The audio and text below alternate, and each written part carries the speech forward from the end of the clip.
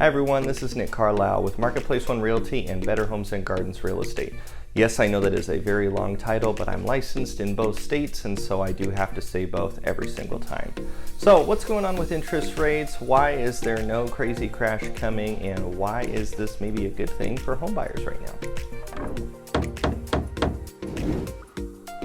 All right, before we get into the numbers, I wanted to highlight something really quick. While my family and I moved to North Carolina last year, I am still an active and practicing agent in Phoenix, Arizona. So this is really interesting because it gives me some key insights into both markets, and I do have both buyers and sellers under contract right now in both states. So a couple of things that I'm seeing that are really interesting I wanted to talk about on here. So to recap just a bit, the Federal Reserve has begun raising the base rate of 0% all the way up to 2.5% over the last few months. That 0% base rate was instituted back in 2020 as a response to the pandemic. Now, these recent rate raises have a lot of people scared and crying about a crash and that the sky is falling, and change can definitely be scary if you don't understand why it's happening. So I want to try to do just that. I think history can be a great teacher, so let's look just a couple years back to pre-pandemic 2019. Yes, it does feel like a complete other life ago. But what was the Federal Reserve's base rate in 2019, just 3 years ago? 2.5%. Okay, what did the Federal Reserve just raise the base rate to last week that has everybody so scared? 2.5%. Right, so the base rate in 2019 is the same base rate as what it was just raised to last week. So that begs the question, okay, well, what did the real estate market look like in 2019 with this same base interest rate? Here's a couple of key stats.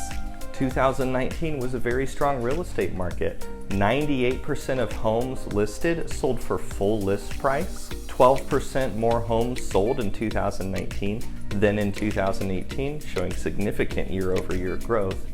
And the average interest rate for a 30-year mortgage in 2019 was well over 4%. So my main point here is that just looking at the Federal Reserve base rate change up to 2.5%, still a pretty historically low base rate, and implying that a market crash is imminent, it's just not looking at the whole picture. It's actually a very narrow view of what is a very complex and holistic real estate market. All right, let's talk about the reason you probably clicked on this video, other than to see how much I can move my hands while talking kind of too fast, is why are these rate hikes probably good for home buyers right now? The last 2 years has seen the most competition for homes in recent history, with homes I personally listed receiving consistently more than 20 offers in just a single weekend, some even up to 40 offers. So home buyers were placed in these positions where there wasn't a lot of inventory available, so they're having to make significant compromises for non-ideal homes, deciding to move forward on that, but then being pitted against dozens of other buyers making a similar non-ideal decision. Sellers no longer have complete control over our market, and we're finally starting to see some shifts back towards neutrality. So as a buyer, you have now significantly more leverage than you did even 4 months ago. Sellers are having to wait days or even weeks for a single offer on their property. So as a home buyer, you now have more time to make the right decision. You have more opportunity to negotiate a great deal for yourself, and likely you're not going to be pitted against any other buyers, let alone dozens of others. So obviously the biggest drawback of this new, neutral, more favorable market for buyers to enter into is going to be the higher mortgage rate and the higher payment with that. Now, rates are high mainly due to the Fed's increases, but also due to the lack of confidence in mortgagors about where exactly this market is headed.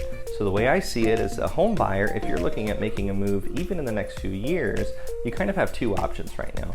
Option one is the classic wait and see method. You can wait and see if rates are going to go down. I don't see that happening in the next few years, but I do not have a crystal ball that's working right now. Home prices might go down sometime in the next 2 to 3 years, but for the foreseeable future, I think they're going to continue to go up just a lot more slowly, more towards that 6 to 10% historical real estate equity number. Option number two is going to be to start taking steps into a market that now favors you more. Obviously, there's going to be concerns and hiccups and adjustments in any market. Just like 6 months ago, if you were working with me to buy a home, we had to make adjustments.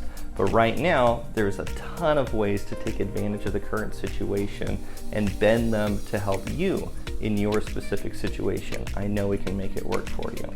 But as always, every situation is different, your priorities are going to be different, and you have a very unique story.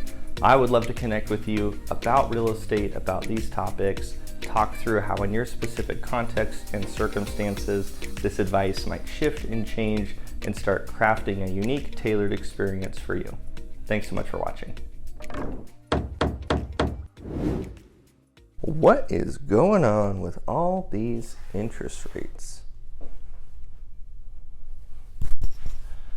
Well, let's talk about it. Unique New York. Unique New York.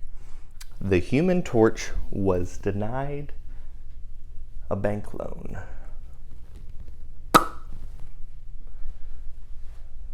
This is cool, right? I really like it. I'm going to use it every single time now, so I hope you like it.